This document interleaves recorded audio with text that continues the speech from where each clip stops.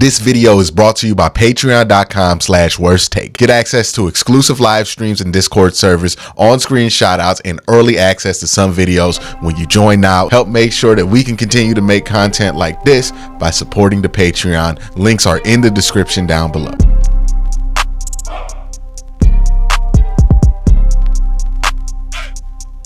So I was going to be done for the day uploading videos, but then this quote came across my timeline. It was Kevin Stefanski talking about the quarterback situation. Yeah, we're not changing quarterbacks. We need to play better. I need to coach better, and that's really what it is. Now, look, when it comes to a press conference, any NFL fan that's been deep enough in the weeds to even know about these post-game press conferences or know about these quotes knows that you have to take them with a grain of salt. So the question here is, when you hear Kevin say that, how much of that is for optics, how much of that is coach speak, and how much of that is real?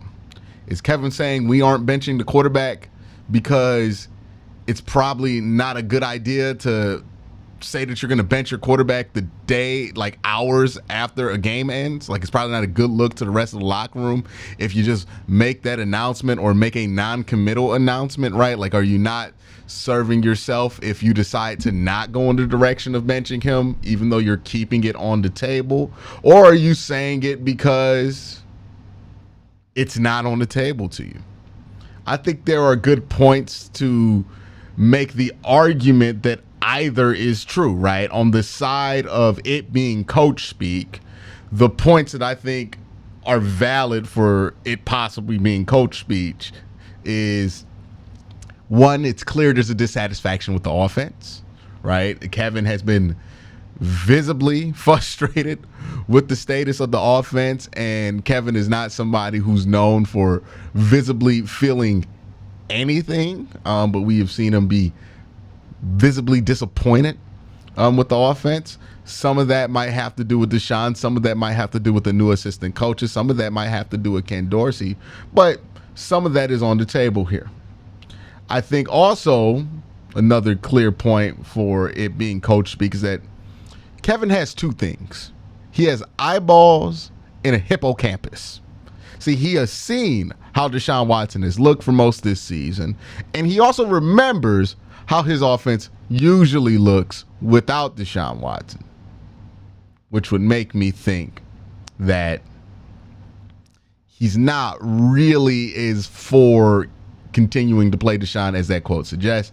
Another argument would be it's not the usual strong defense of Deshaun Watson. Hopefully I can get this clip and it can get in here without being copyrighted, but here's a defense of how Deshaun Watson got defended by Kevin after it looked like he got benched against Indianapolis. Deshaun took that big hit on the shoulder. He cleared concussion protocol, but I just did not want to put him back out there. I wanted to protect our franchise quarterback. That was my decision, and that's what it was. Yeah, he's our starter moving forward. He's our starter in Seattle. It's always going to be my decision to protect our players. You juxtapose that with today's defense of him, and it registers as quite lukewarm. And maybe that's a sign of how he actually feels about him. Now, the argument first, there's a question of, like, is this even something that Kevin could do? Like, is this something, if you want to bench Deshaun Watson, that you have to come to a unilateral decision on in the organization? Because the reality of benching Deshaun Watson is not like benching DTR or PJ Walker or even like if it was Joe Flacco, he was your starter and you benched him or something like that. It's not as simple as that because of the contract and the name of Watson, and obviously the ego involved with Deshaun Watson, being somebody who still thinks of himself as a superstar quarterback.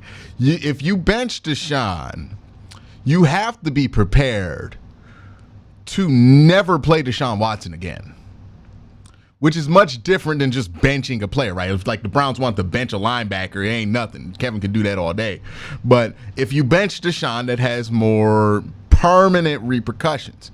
you would be permanently moving on from the Deshaun Watson era. There is no going back from benching him. Like everything that's happened, the trade, the first round picks, the money, you would basically be saying if you bench Deshaun Watson, it's done. And it's one thing for us to say it, right? I don't think that this thing's going to ever bear fruit. But I also didn't invest $230 million in this dude being good at quarterback. I also didn't invest 3 first-round picks in this dude being good. And I also didn't invest 3 years of my life coaching an offense in this quarterback being good, right? Like there's a lot of investment from every level, from ownership, the money, from general management, the assets in the draft that you gave up, and from Kevin Stefanski, the time that he spent with Deshaun trying to figure this whole thing out. There's a lot of resources drained into making this thing work with Deshaun. And if you bench him, you're ending the project entirely. You're not pausing. It's not like Bryce Young where you can bench a young player and come back to him maybe, right? You bench Deshaun. This is done. Like you're probably not just going to straight up bench him either. This is a situation where Deshaun would have to be away from the team permanently. It would be one of those things where like, yeah, he works here, but his key card don't work. You know what I mean? Like it's not going to be as simple as benching him and having Deshaun be the backup quarterback. Deshaun would not be the backup quarterback if you benched him. Deshaun wouldn't be in the building if you benched him. So given that that's the situation with Deshaun, that you're not just going to simply be able to bench him because he's Deshaun Watson, because you spent all these resources on him, and because he's probably not going to react well to getting benched, you have to be sure that this is not just what you want to do as the head coach, but also what the general manager wants to do, and Jimmy probably has to sign off on it. You need a unilateral acceptance that, hey, this is where we need to go going forward, because you're ending the Deshaun Watson era permanently the second you bench him. I know there's going to be some people who are like, oh, technically you could bench him and put him in. No. The way that this is going to work out in reality with the egos involved, you bench Deshaun, it's over. I have no problem with it. But I also did not invest all the things that these guys have invested in, and maybe that might make them more hesitant. So there is a question of like, is this even something Kevin can do on his own? I don't think it is. I think because of everything involved, you have to involve Jimmy. You have to involve Andrew Berry, because again, it's a permanent decision. You're not just making a decision on whether you want to bench a quarterback or not. You're making a decision on whether you want to end this era of quarterback play for the team, for the franchise. And that includes leaving a lot of money on the table. That includes reconciling with the fact that you didn't have 3 first-round draft picks for no reason. That includes the fact that you've spent a significant portion of the last 3 years trying to make an offense work around a quarterback that you're not going to play for the rest of the year and forever.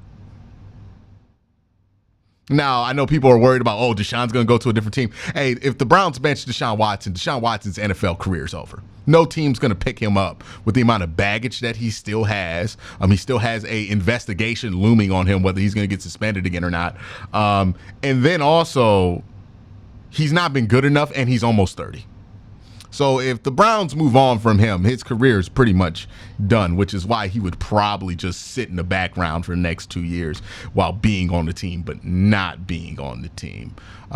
So there's that part of the question. The second part of the question is like, how involved was Kevin Stefanski really in bringing in Deshaun Watson? I think he gets a little bit of a pass from people because people like Kevin Stefanski. And they like Andrew Berry, and they like to think it was just a Jimmy Haslam decision, but I think that's foolish. I think the Browns made this decision to bring in Deshaun Watson unilaterally because it made sense at the time, and because they all thought it'd be a quarterback upgrade, and they went for it.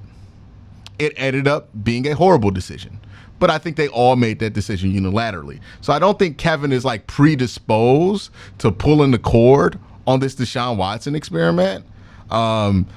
I think he wants this to work as much as anybody else. While it may be easy for us to, as fans, to look at this situation and go, oh my God, he has to get benched, there's so much more baggage behind the scenes that will determine whether Deshaun Watson gets benched. This is why I say it was his Waterloo, because it's obvious that Deshaun Watson's era is done as far as like fans believing in Deshaun Watson. But as far as like Deshaun Watson actually not starting anymore, we probably got a little bit of time to go on that. And I think that comment from Kevin Stefanski in that press conference is unfortunately reflective of the process that has to take place in order to change quarterbacks. I don't think that this team overwhelmingly believes in Deshaun Watson anymore as a starting quarterback, but I do think that this team understands that benching him is a permanent decision. And if you're going to bench him, you really got to make sure you have your ducks in a row about what plan B is the second you bench him. And for the Browns, they might not be at the point to where all their ducks are in a row to where they can bench him yet. They might not even have started the process about that. I don't know how delusional they've been about this behind the scenes. Nobody does. But that's a very real part of this that they have to consider. And that's why I don't think that Kevin's lying there when he says that they're not changing the quarterback. Because I don't think even if they wanted to do it, they're at a place to where they are prepared to do it. Look, when you're 1-4 and your offense hasn't scored 20 points all season, when you're 1-4 and by several metrics, advanced and traditional, you have the worst offense in the NFL. I think the only offense that's been less productive than the Cleveland Browns through 4 weeks of football is, hilariously enough, Alex Van Pelt's offense in New England. That's the only offense that's been more anemic than the Cleveland Browns offense. So take that for whatever it's worth. But when you are that bad, nothing is off the table, and nothing should be off the table for this team. Benching the quarterback should certainly not be off the table for this team. Hell, firing your offensive coordinator is something that's not off the table for this team. I'm not suggesting or advocating that the Browns do it, but when you are this bad offensively and your record is what it is, I can't sit here and say that it'd be ridiculous to fire Ken Dorsey. No, teams do stuff like this all the time. I would just hate to see a very talented head coach, a very talented front office, one of the most accomplished head coaches in front office in recent Cleveland Browns history, be dragged down by this Watson situation more than they have to. Like, it's always going to be something that they're going to have to answer to and deal with. But the question is, can you survive it? Right now, if you make the move to move on, I think you can survive it. But if you force this team to continue to play with Deshaun Watson for the rest of this year, let alone next year and the year after, that's a recipe for people to run you out of town. And I couldn't blame them for that. That's my thoughts on those comments. Let me know what y'all think in the comment section down below.